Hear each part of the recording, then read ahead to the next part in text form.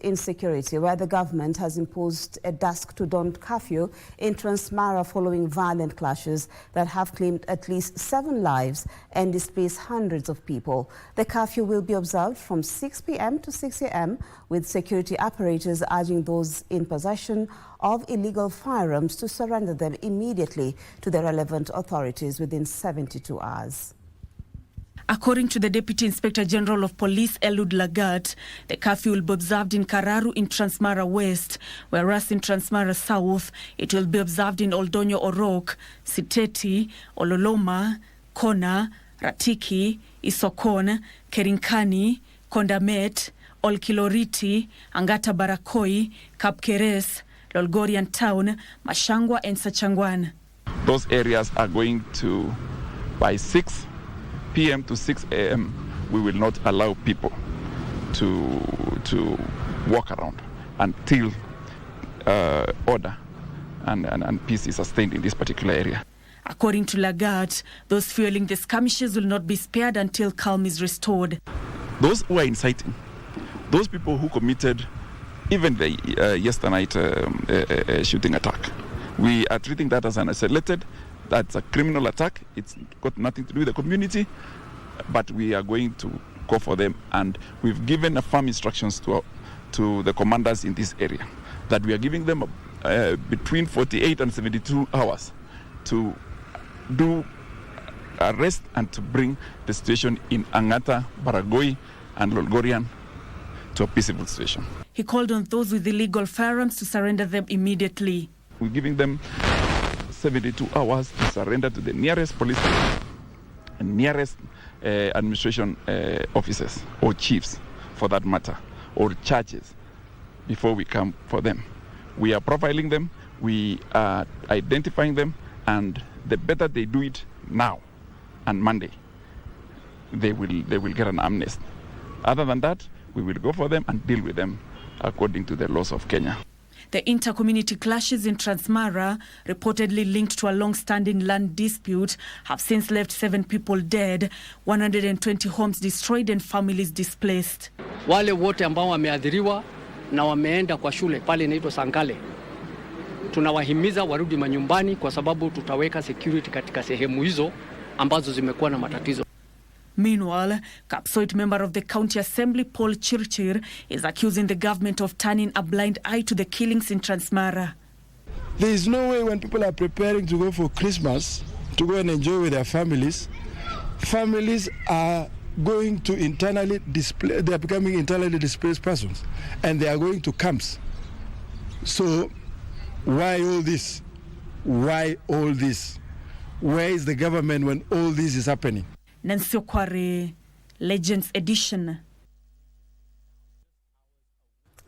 Now, the Independent Electoral and Boundaries Commission, IBC, has officially set the date for by-elections in Isiolo, Yambo, and Kakamega counties, while also appointing returning and deputy returning officers to oversee the polls. According to IBC notice issued by the chairperson, Erastus Ethekon, the by-elections will be held on Thursday, February 26, 2026, to fill vacancies, that is, in Isiolo South Constituency and Mumenji, Vurore and West Kabras wards. According to a Gazette notice by the Independent Electoral and Boundaries Commission chairperson Erastus Ethekon, the contest will cover the Isiolo South parliamentary seat and MCA positions in Muminji and Evurore wards in Mbeere North. Likewise, an MCA by-election for West Kabras ward in Malava constituency, Kakamega County, has also been scheduled for the same day. The Isiolo South fell vacant after the death of Mohammed to be elected in 2022. While the MCA seats fell vacant after their occupants resigned to contest for parliament positions during the November 27th by-elections. Chairperson Ethekon further announced the appointment of 6 returning and deputy returning officers for purposes of conducting the by-elections, 2 in each county. Parties are expected to submit names of their nominated candidates by January 16th, and independent candidates must submit their names and symbols by January 2nd.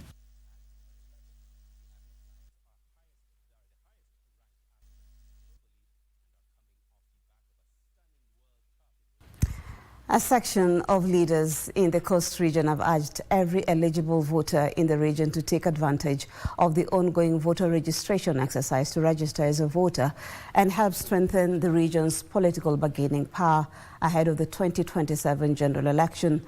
The call was made following a 10-kilometer early morning jog involving more than 1,000 youths from Mombasa at the Mama Ngina waterfront. With 2027 election drawing closer by the day, there is a renewed push by politicians across the country to consolidate their numbers in order to boost their political bargaining muscle come 2027. Leaders from the coastal region have urged the youth to make the most out of the ongoing IBC voter registration exercise and register as voters. The politicians used the 10-kilometer walk this morning to sensitize the youth on the importance of voter registration, while also urging them to shun drugs and substance abuse. Na heshima yetu ni kura yetu. Nyinyi vijana muko na shida, muko na mtandao masaa 24, muko na mdomo masaa 24, siku ya kura unakunywa kitu yako unalala. Hiyo ni ujinga. Tumeelewana? Na mimi naitwa Discipline. My agenda is one today. Register your vote as the coast region. Tumeelewana? Businessman Abubakar Joho urged the youth to elect responsible leaders who will champion for the region's interest. Register your mother, your father, your brother, your sister, and your neighbor so that we can have a voice to talk for the region of this coast province with our leaders. Sio tunakuja watu wanatutukana kwa majukwaa, wanatukana watu wetu, alafu wanaenda siku ya kazi sisi ndio tunaleta kazi, wao waleti kazi. Sentiments echoed by Mombasa Senator Mohamed Faki, who further called for peaceful coexistence among members of all communities living in the region. Tunataka vijana tuwe pamoja kwa sababu umoja ni nguvu. Hatuwezi kupitisha mtu ikiwa hatuna umoja. Na kura ndio silaha yetu. Hakuna kitu kingine ambacho tutasongeza mbele isipokuwa kura yetu. Kwa hivyo tujiandikishe vitambulisho, wale ambao hawana vitambulisho tujiandikishe kura ili kujitayarisha kwa 2027. Hatutaki kubahatisha 2027. Tunataka tuwe na uhakika, na uhakika ni numbers. Ni muhimu kabisa tuchukueni kura, sio? Tuchukueni kura ili tujiendeleze sisi kama vijana. Kwa sababu uongozi wa leo ni vijana, sio? According to the Independent Electoral and Boundaries Commission, during the 2022 general election, Mombasa led the region with 641,000 registered voters, a number that area leaders are keen to boost. For Legends Edition, I'm Gladys Mongai. To matters health now, where a family in Bibirioni area of Yambo County is appealing for financial aid amounting to 4.5 million shillings to cater for a kidney transplant for their kin. Now, the 21-year-old Jonathan Kimani Waroja was diagnosed with lupus nephritis in 2024, a condition that later deteriorated, leading to kidney failure in December last year. The condition left him in constant struggle as he depends on dialysis twice every week to survive. Now, the doctors have recommended the urgent yet critical process as the sole permanent solution to his condition. John Kahiro with the details. Bibirioni area in Limuru, Yambo County. Inside this humble abode lies the heartbreaking story of the 21-year-old Jonathan Kimani Waroja. Pain is written all over his face as he battles a life-threatening illness that has now turned his world upside down. Jonathan was diagnosed with lupus nephritis, a condition that later progressed to kidney failure. Last year, I was diagnosed with lupus nephritis, which led to my kidney failing. My journey has been very hard for me, very tough. Since the time I was diagnosed with this disease, attending the endless hospital bills, a dialysis session which are overwhelming. What followed was a tough journey of frequent hospital visits in search of the much-needed medication, which has slowly taken a heavy physical and emotional toll on him. Dialysis is very tiresome, and I'm young, so my body is like it is diffusing dialysis. The rising cost of medication, including regular dialysis sessions, has forced the family to close down their small business, which was their only source of livelihood. The situation has left the family drained and struggling to even put food on the table. Tumekuwa na challenges mingi mpaka kabiashara kidogo yenye nilikuwa nimeweka juu mimi ni mfanya biashara katika soko ya Gikomba, na nilikuwa tu na kabiashara kidogo. Pesa ikatumika mpaka ikabidi niache hiyo biashara nishughulikie huyu mtoto na hiyo pesa kidogo. To save his life, doctors have recommended an urgent kidney transplant in India. And in a show of love, Jonathan's sister is willing to donate one of her kidneys. Family and the committee and people of Bibidioni has planned for a mega fundraising on 21st December 2025.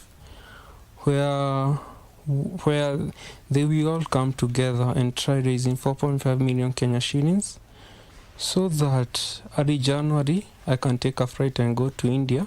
Kuna sister yake amejitolea kumpa figo, na sasa tukaona tuorganize hii harambee ndio tuchage hii 4.5 million yenye inapatikana. However, this critical process requires a total of 4.5 million shillings, which is way beyond the family's reach. We as a family, we are not capable. Even attending the dialysis session, I depend on well wishers. There are some times where I have missed dialysis because of finances, and that is really life-threatening. Wa kijiji ndio wanatusaidia, wanachaga, tunapata hiyo pesa ya means ya kwenda ya mtoto hospitali na pia mabo ya madawa. To all people watching this video is to help me raise that 4.5 million Kenya shillings so that they can give me a second chance to live healthy again. To support Jonathan's hope of recovery and his dream of one day supporting his family, well-wishers can channel contributions to M-Pesa paybill number 400200, account number 0790652803. John Kahiro for Legends Edition. To lend a helping hand where you can for that family. Now, the church is now urging Kenyans to embrace love, peace, and national cohesion during the festive season and beyond. The Seventh-day Adventist Church leaders say unity and tolerance are key ingredients if the country is to achieve meaningful socio-economic development. The clarion call emerged during the Yambo County SDM Music Extravaganza held at Gatara Primary School in Kabete. Our reporter, Aaron Marie, attended the music extravaganza and filed the following story.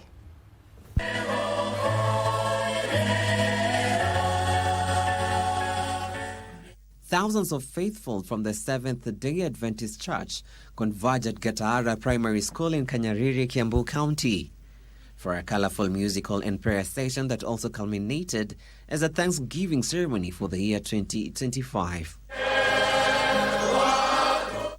The event, a festive musical extravaganza, was organized by Agendi Music Ministry, a group that uses music as a tool.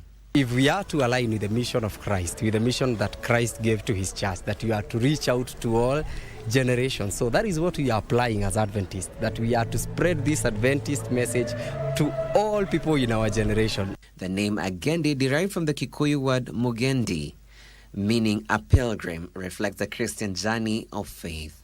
It is also associated with Nyimbo Sha Agendi, a well-known Kikuyu hymnal that carries deep spiritual and moral teachings. We have been having churches even singing in Kiswahili and English, yet our old people or other people who cannot understand the other languages have not been able to be reached to or to be able to sing because of the language. Now, Agendi has gathered together to ensure that it's able to reach everyone by use of the language.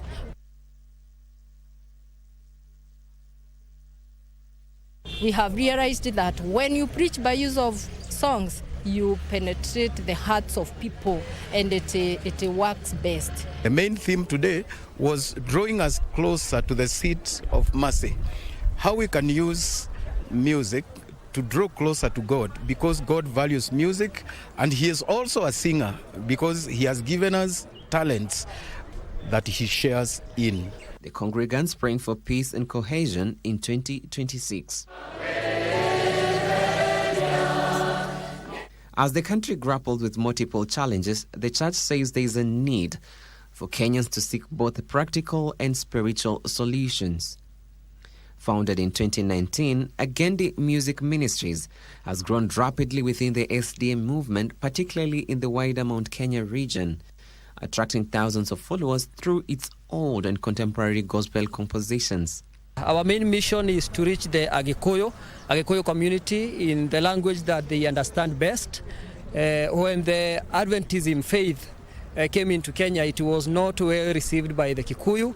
And you find that in the Kikuyu community, many of us has not received the Adventism message in the right way. Beyond music, the ministry has launched a 5-year strategic plan covering 2025 to 2030, aimed at expanding its impact in society. This is a program that has been going on for the last 6 years with the main objective of reaching out and empowering the community around Kikuyu area in our locality. As Kenyans head into the festive season, the church is calling on citizens to reflect on the values of love, tolerance, and togetherness while committing the nation to God in prayer. Music can be a tool to bring unity in the community, especially when we are singing together. It shows that God is interested in the unity of everyone, regardless of where we come from, regardless of age. Reporting for Legends Edition, I'm Aaron Murray. On that note, let's take a break. I'll be back with more news.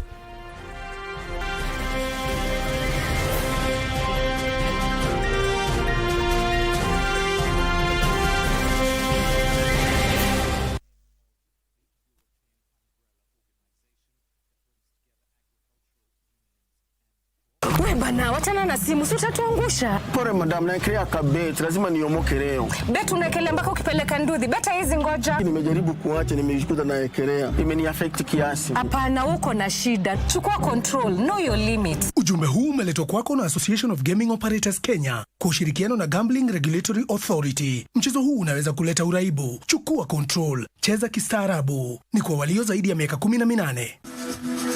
Got the fear of missing out? Want to keep up with all the latest entertainment news and latest celebrity gossip?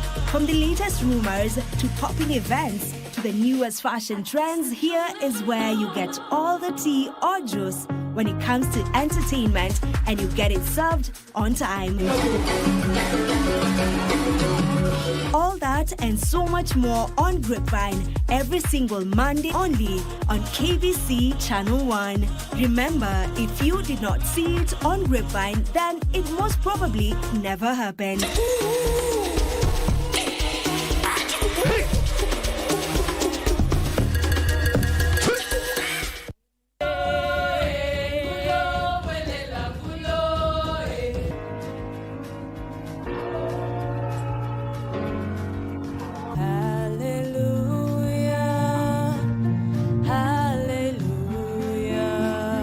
Mshikamano nchini ndo nguzo ya ufanisi. Elimu bila malipo inaongeza ubora wa elimu. Kutakuwa na upatikanaji wa elimu kwa wote na pia kuimarika kwa motisha ya kujifunza. Serikali imetengeneza Wizara ya Elimu. Wizara hii inatoa msaada kwa wanafunzi wote. Eleza mbinu yoyote iliyotumika ya uandishi katika mzimu wa Kipwerere. Kisengere nyuma imetumika. Zesu huo Salina kumweleza kuwa shetani pia huvuta bangi na kunywa pombe. Kwa hivyo msimulizi aliweza kupata kumbukumbu hizo.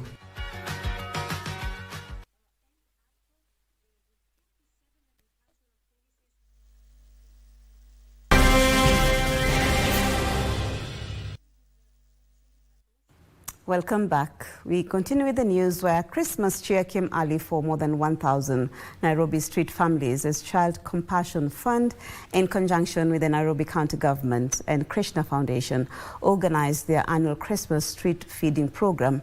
The program was aimed at bringing joy, dignity and a festive cheer to the most vulnerable in the society. Here is Ian Zave with the details. In the spirit of Christmas, charity organization Child Compassion Fund, CCF, partnered with the Nairobi City County and Krishna Foundation in an effort to spread the Christmas spirit of love, sharing and caring for the less fortunate in society. Once we feed them, now they are able to express themselves. And then by doing so, we are able to get to know their needs. And so far, we have also relocated some of them from the streets. We have gotten also some pupils to go back to school. And as a way of giving back to the society, this was such a good opportunity. And having been a member of UNICEF at one point, I felt like it would be a good idea to start from the grassroots, which is at home. Through their annual Street Family Christmas Bash, CCF coordinator Mutanu Mwendwa underscored the need of recognizing the vulnerable in the society, especially during this festive season, calling on all well-wishers and all leaders in society to give back to those in need. I'm asking people, what you have, excess, give to the needy. Let's love each other because we all come from one God. And thank you very much, everybody who came and supported us in one way or another. There are some who send us funds, there are some who send us, there's a medical team that's here. We are very grateful. Nairobi County Social Services representatives cited efforts that the county government has made in ensuring that street families in the city get the help they require for reintegration into society, noting the presence of existing county rehabilitation programs geared towards this cause. So far, we have 4 programs, which are basically rescue, rehabilitation, reintegration, and resocialization of street and other vulnerable children. We normally get them out of the streets, rehabilitate them, and then after rehabilitation, we reintegrate them back home as normal citizens of the society. The Krishna Foundation noted the need for more philanthropic work in the society aimed at making a difference, reiterating the foundation's commitment towards the social well-being of the less fortunate, which is an integral pillar of the foundation's work. We feed anybody, regardless of whether you are rich or poor, but when there is a need for the poor, we go immediately. And that is the aim of our feeding program. It is called the Food for Life program. Beneficiaries of the program expressed their gratitude for the gesture, hoping for more of the same in the future. Nafurahia sana sababu wangu wanatuletea chakula, wanatusaidia mahali hatujiwezi, wanatushikilia. So mimi nashukuru sana, nimeona tu wanatutendea mema. Ian Zive for Prime Edition.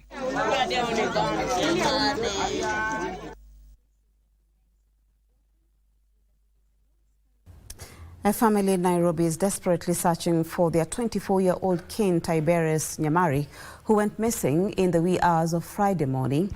Nyamari, nicknamed Boutique, had arrived in Nairobi from Kisii with his mother at around 1 a.m. According to his family, they had been dropped off at the Afya Center bus terminus when they got separated. His family nicknamed him Boutique, says that Boutique has a mental condition and could have wandered off. He was wearing black trousers and a white shirt at the time he went missing. He speaks English, Kiswahili and Kisii.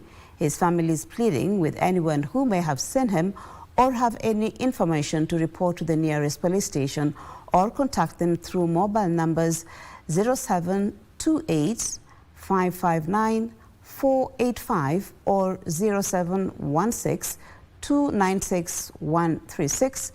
I repeat, that is 0728 559 485 or 0716 296 136.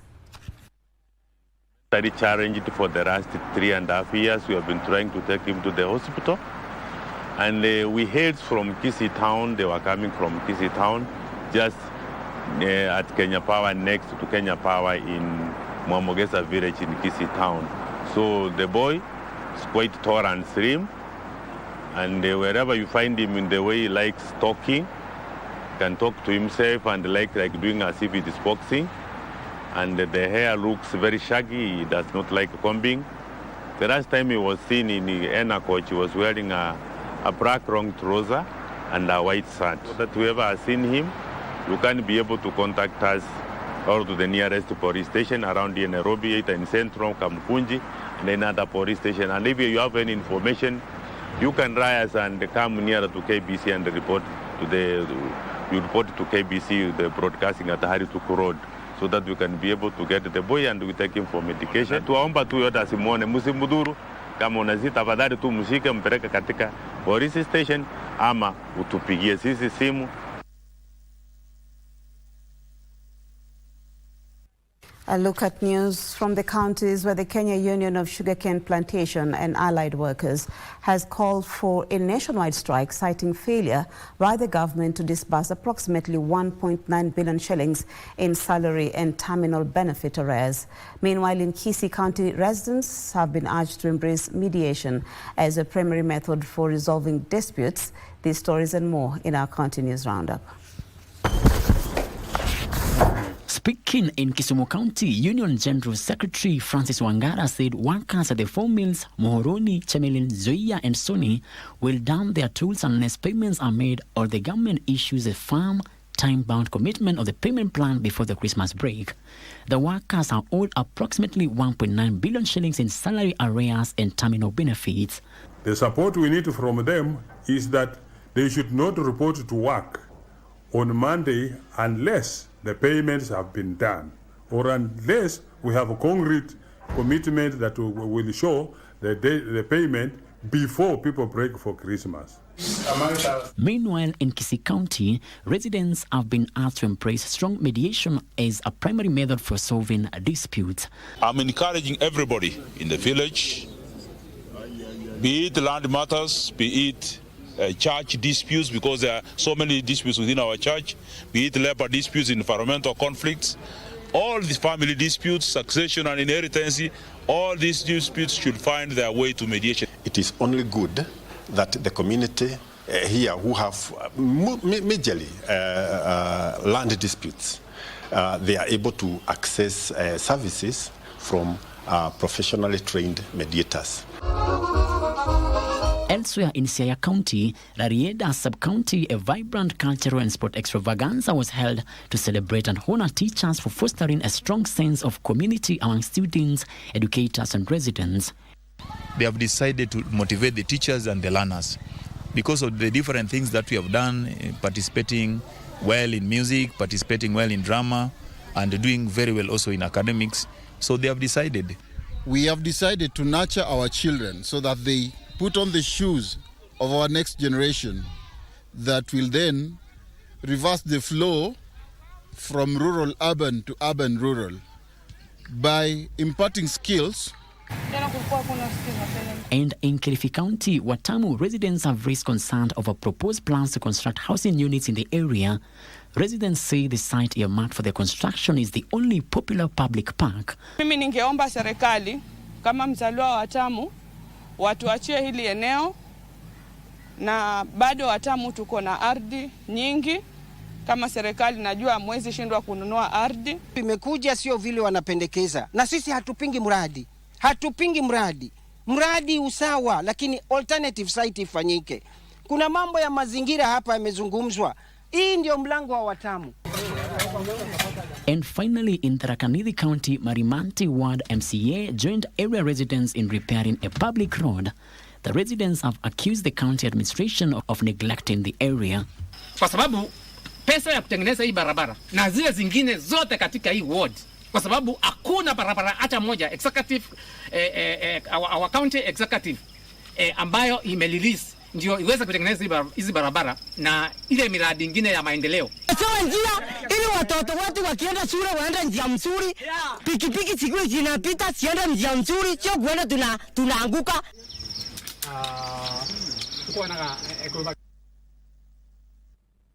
Well, and that story brings us again to a second break. In just a moment, my colleague, that is Daniel Wahome, will be bringing you up to speed with what is happening in as far as the sports news is concerned. Let's take a break. We'll be back in a moment.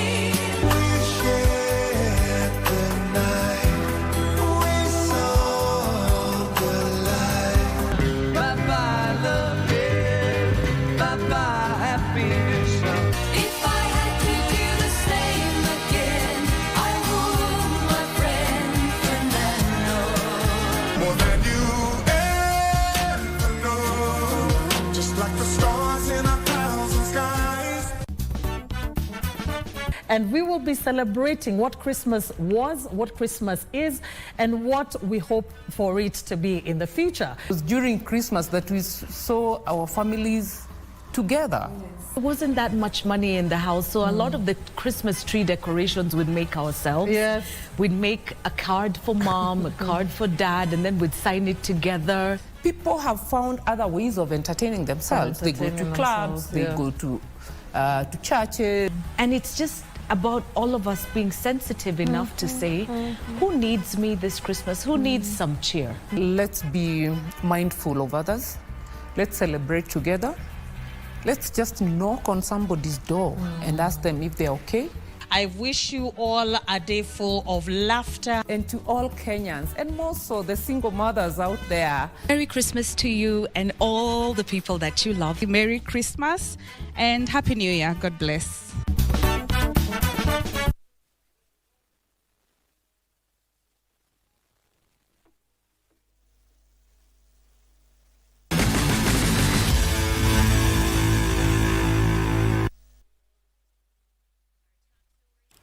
A very good evening to you. My name is Daniel Wahome and welcome to Legends Edition Sport. Now, Kenya clinched 12 medals in the last day of the 2025 Africa Youth Games to place 7th overall with a total of 35 medals in the country's first time to participate at the Youthful Fiesta held in Luanda, Angola. Mercy Kerubo racked up 3 gold in weightlifting, while 3x3 beach basketball girls team won bronze in the final day as the Kenyan youngsters closed the championship campaign with 7 gold, 11 silver and 17 bronze. South Africa topped the final medal standings with a total of 99 medals, shattering the country's previous record of 93 set in 2014. The Games form part of a broader qualification pathway for Kenya's youth athletes ahead of the 2026 Youth Olympic Games to be held in Dakar, Senegal. Kenya participated in 17 out of the 33 disciplines with a contingent of 87 athletes. I think this is a very good moment for us because we have seen new disciplines that, traditionally we were not winning medals, but we have seen that these new disciplines, Kenya is now winning medals. And we will, as a State Department of Sports, will continue supporting all the disciplines so that they can get the exposure and the good training equipment so that they can perform well during the upcoming events.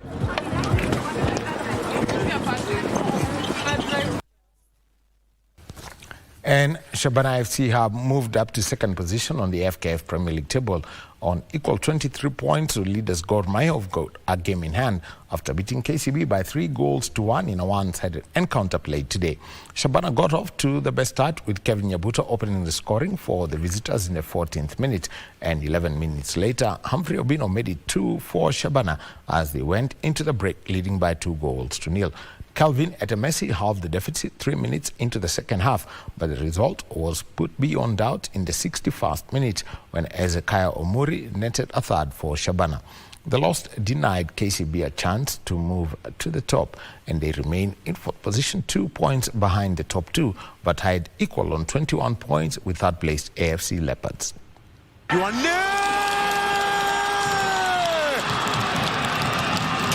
Messi again.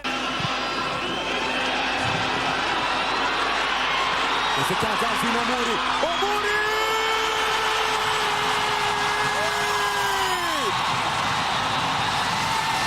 Stabile Washabana! Kijana wa Baro! And 50 countries have confirmed their participation in the 12th edition of the Mombasa Open Tong Ilmu Do International Martial Arts Championship, which Kenya is hosting at the Aga Khan Hall in Mombasa.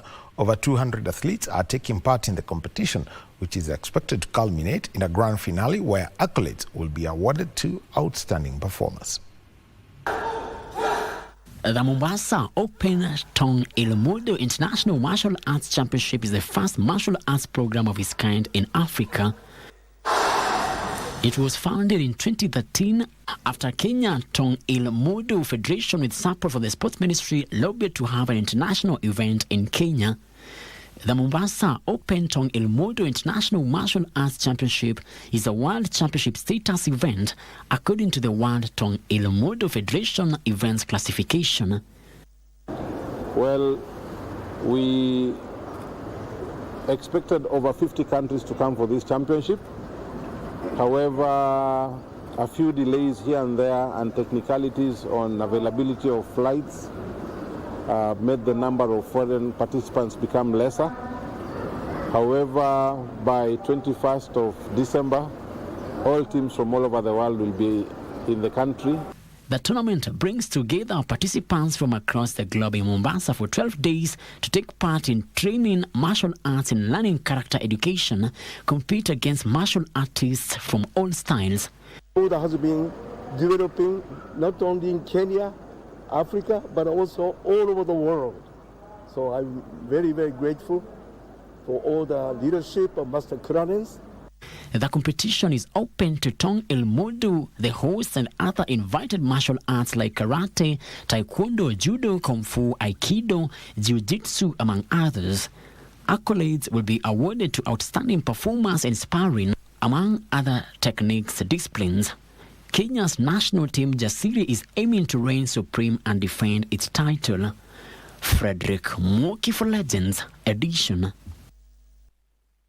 And Kenyan distance runner Doris Lemgole has etched her name into the record books yet again, and after capturing the 2025 Bowman Award as the most outstanding female athlete in American collegiate track and field. The honor was presented at the USTFCCA convention in Texas, marking a milestone moment in both her career and the history of the University of Alabama's Crimson Tide program. Award is Doris. At 23 years old, Doris Lemgole becomes the first student athlete in Alabama track and field history to win the Bowerman, widely regarded as the Heisman Trophy of collegiate running.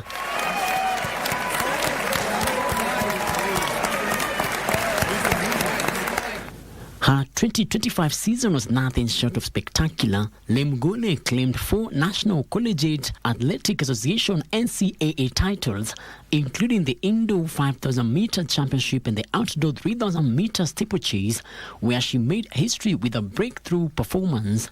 She shattered the collegiate record in the steeplechase, clocking 8 minutes 58.15 seconds, the first time any woman has broken the 9-minute barrier at the NCAA level, and also set the NCAA record in the indoor 5,000 meters with a stunning 14 minutes 52.57 seconds. 10:13 is her best time ever. She's not going to get the collegiate record, but what a facility record here. Frederick Mwoki for Legends Edition. The water as opposed to getting a good jump. And Athletics Kenya will hold trials for the 2026 World Indoor Championships in Poland between the 30th and the 31st of next month in Nairobi. In a statement, the Federation said World Athletics has released a qualification system and entry standards, urging athletes to review the requirements as preparations ramp up. The global event is scheduled to be held between the 20th and the 22nd of March next year at Kujawsko-Pomorska Arena in Torun, Poland. Inaugurated in 1987, the World Indoor Championship will celebrate its 21st edition next year. More than 500 athletes from about 120 teams are expected to compete at the 2026 edition. Chebet strikes. Battaclati in second.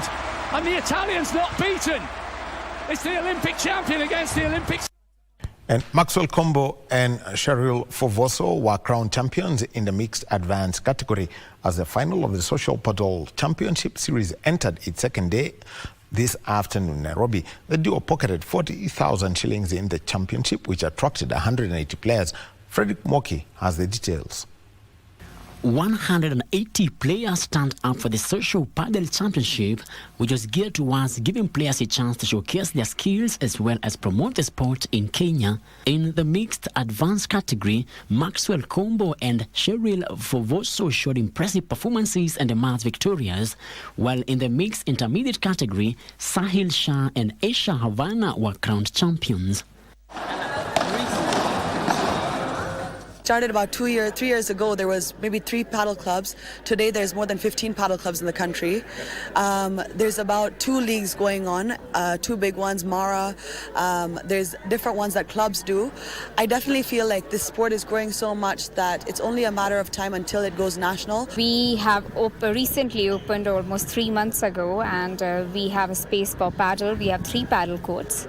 Following the win, the mixed advanced category winners pocketed 40,000 shillings, while the mixed intermediate received 25,000 shillings.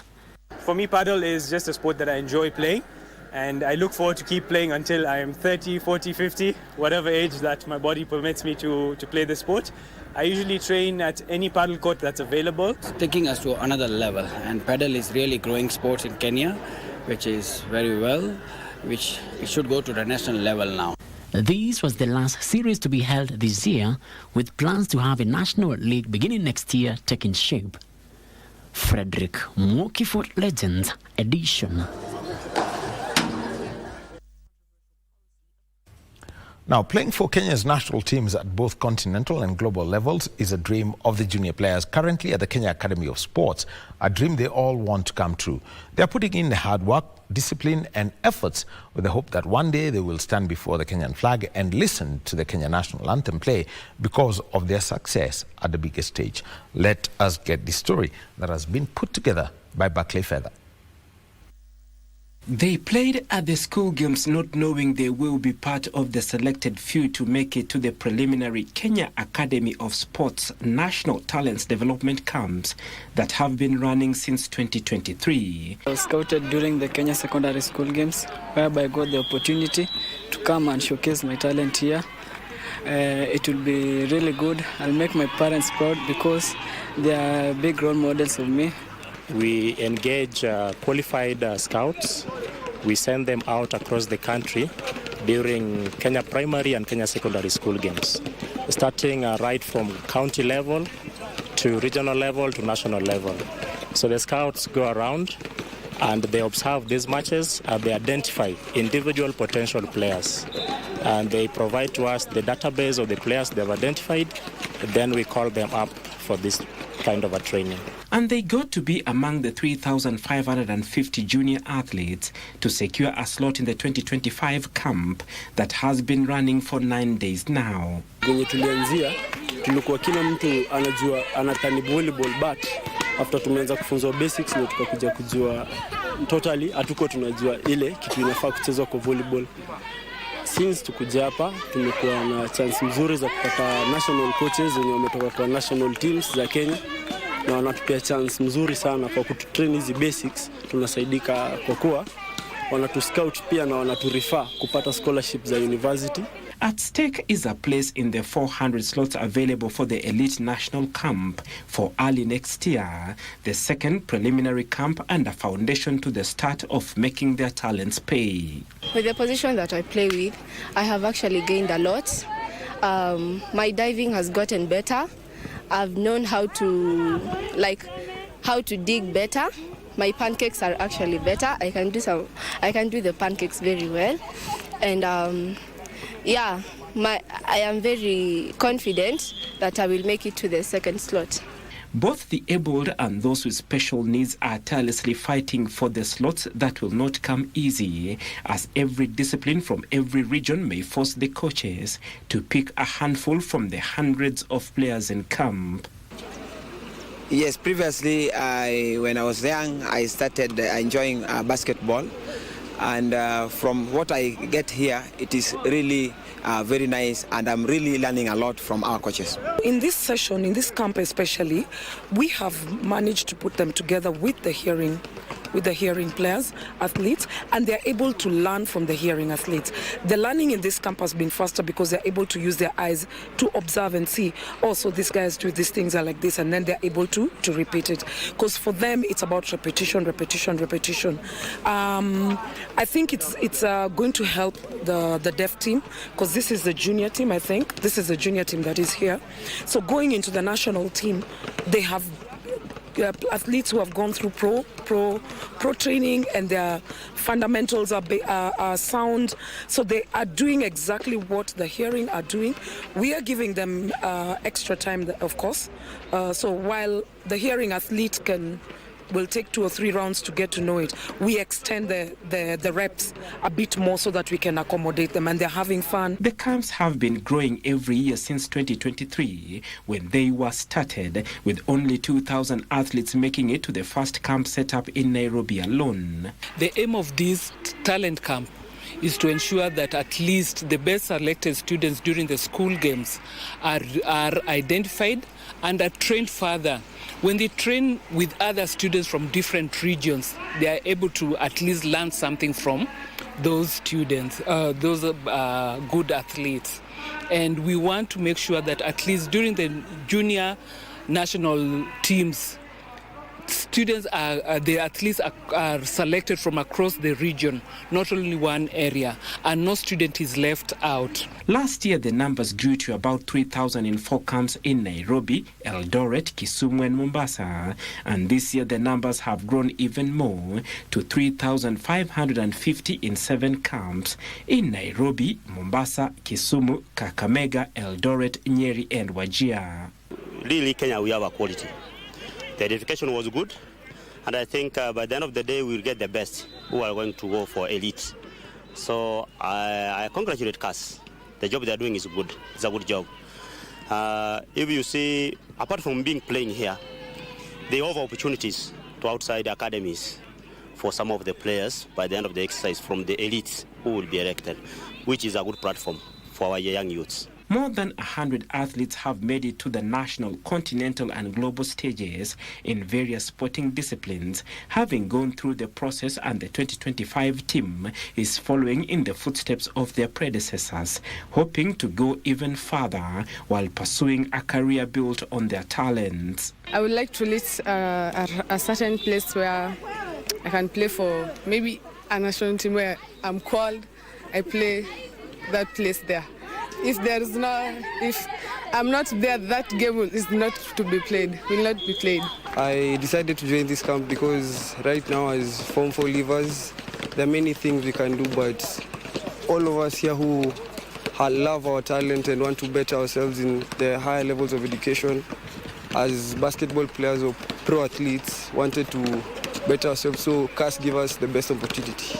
It's not only the students who feel privileged, but the coaches too, who are honored to be part of the growth of the young players and a future for Kenya as a great sporting nation. I myself am a living legend, and I went through the same process, and I believe they can do it. So we need a lot of mentorship. We have, in every camp, we have several women. In fact, there's no camp that they don't have a woman coach on the ground.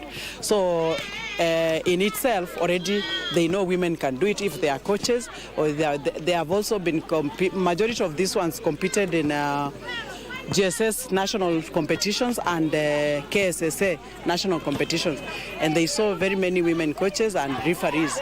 So if we are here, we keep encouraging them that it's not about what the society thinks, it's about how that player thinks.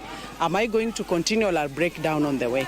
The anchor of the program, the government, is also putting in as much to see the program succeed. These sports academy, majority of them are being constructed at run institutions, and because of the infrastructure which they are bringing in, the equipment and those other utilities, we feel that they will still add more to what the runners will be running from their classroom now to be transited at the actual ground level. We also want to have a data of all the athletes that are good athletes that are in the sports disciplines, so that whenever we have any game coming, if we have an exchange program, we don't have to go have it difficult looking for the athletes. We'll have them there.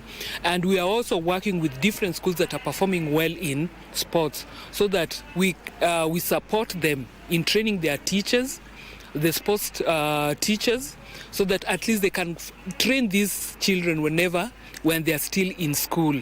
Kenya Academy of Sport is looking to expand the program to all regions of the country and accommodate at least 95%, if not 100% of the sporting disciplines in the country to even the playing field and give a chance to all. Our Cabinet Secretary has approved additional 40 sports academies, so that those counties that were not beneficiaries in the first cohort of that 7 can get an opportunity also to host a sports academy. So all is not lost for the players who were left out of the 3 editions and those who will miss the cut for the elite camp next year. Yeah, my advice for them, like for example, they should keep on doing better. You know, some people when they've reached a certain stage, they say, nimefika, and they don't put more effort, not knowing that some people might not be chosen here, but can come and overtake them. Mine is for them to keep doing their best to make sure that they make it to the national team, and even making it to the national team, making sure that they come with medals whenever they are taken for the international competitions. The 2026 edition hopes to accommodate more than 5,000 players, special needs players getting more chances compared to the 2025 edition. It has been a real success, and I want to commend the team that have put it together, and also the partnership we have with our colleagues from the schools and sports associations. It has been lovely. It was something that we should encourage, and we actually hope we could have more of these holiday camps, because they have been a real success. Other than keeping our children busy during the holidays, is sharpening their talents. And as you know, Kenya, we are not short of talent. The raw talent is really there and is available. So it is a talent that we need to nurture in all fields, whether it is individual sports or team sports. Barclay Feather, Legends Edition Sports. And moving on is that Africa's biggest football spectacle is back with the 2025 Africa Cup of Nations, set to kick off tomorrow, bringing together the continent's finest national teams, biggest stars and fierce rivals. Sean Muir shines the spotlight on the continental showcase and why AFCON is Africa's greatest football premier showdown. From roaring stadiums to streets painted in color, Africa's greatest football show returns. The Africa Cup of Nations is more than a tournament. It's a celebration of identity, pride and passion, a stage where football meets culture, music and history.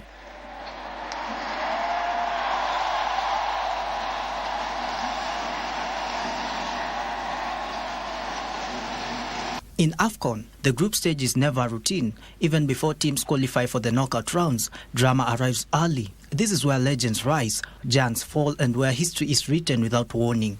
But now they lose possession and a chance to venture forward. Swane still in possession, tries to take it on his own, and it delivers! Egypt remains the most successful and experienced nation in AFCON history, with 7 titles and 27 tournament appearances. Their previous glory came in 2010 when Gedo scored the only goal of the match to defeat Ghana.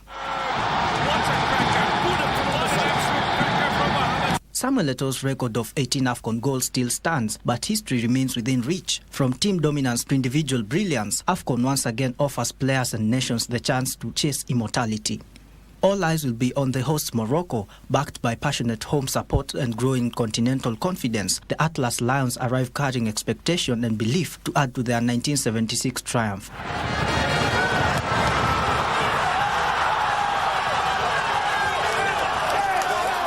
Standing in the way of every challenger at the defending champions Ivory Coast, who carry the weight of expectation, knowing that at AFCON, defending the crown is often the hardest task of all. With confidence drawn from the past triumph and a squad tested by pressure, Ivory Coast returned determined to prove their success was not an accident as they seek their fourth title. On home soil. This tournament will not be decided by reputation or history alone. It will be shaped by a goal, a mistake, a decision under pressure, and when it all ends, Africa will remember who delivered when it mattered most. Sean Muya for Legends Edition. And while club champions Chelsea came from 2 goals down to secure a draw against Newcastle United in their English Premier League clash at St James's Park, Chelsea remain 4th on 29 points, while Newcastle are 11th on 23 points.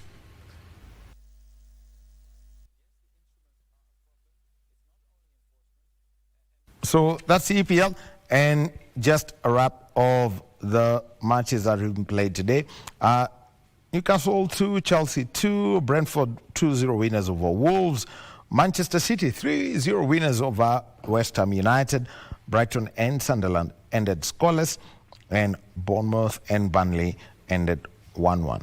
The other 2 fixtures that are going to be played tonight is that Everton play against Arsenal and Leeds United play against Crystal Palace at 11 p.m.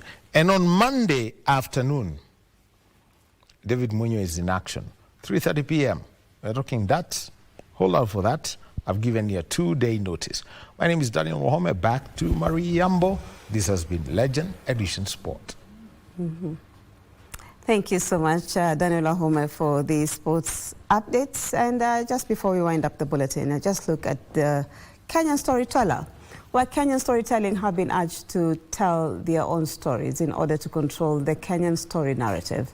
With the fast-changing technology and in the advent of AI, there have been calls for people in the creatives industry to utilize technology and adapt the changing times, but also ensure that the new media does not hijack the authenticity of the storytelling. Let's get the details of that story.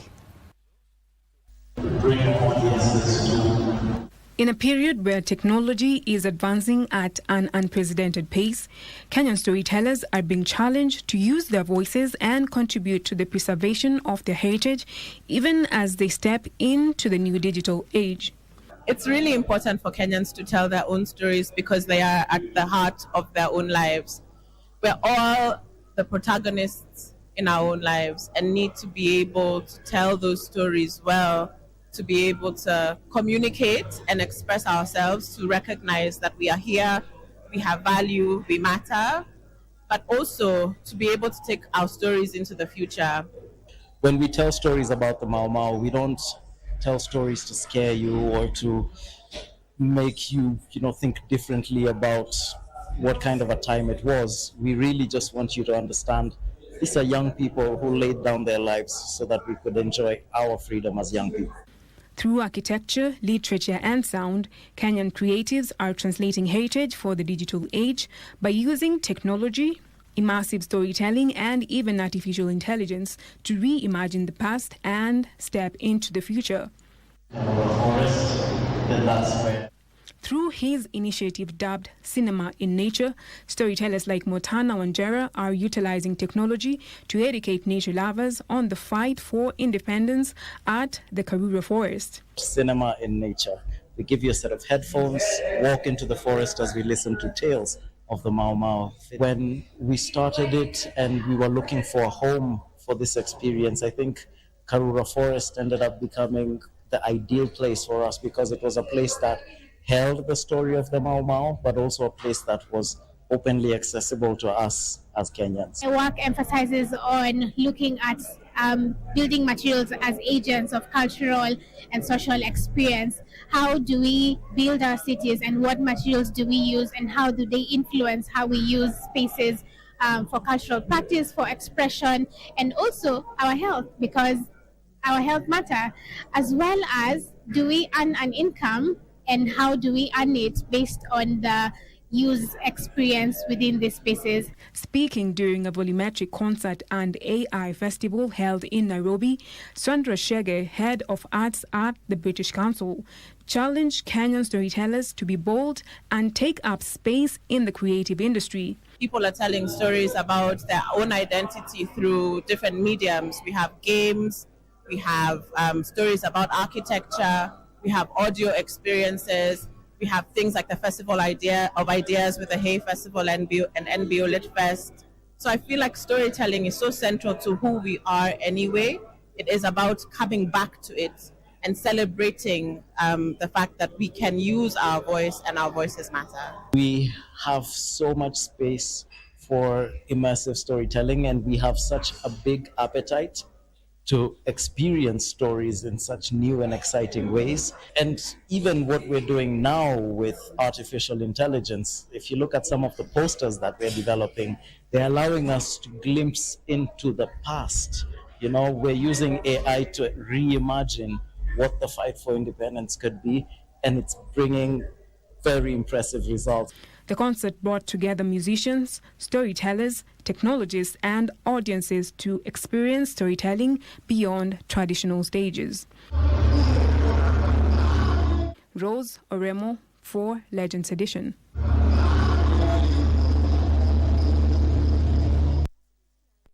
Well, and that story by Rose Oremo brings us to the end of the bulletin this evening. As always, thank you very much for always taking your time to be with us on the Legends Edition.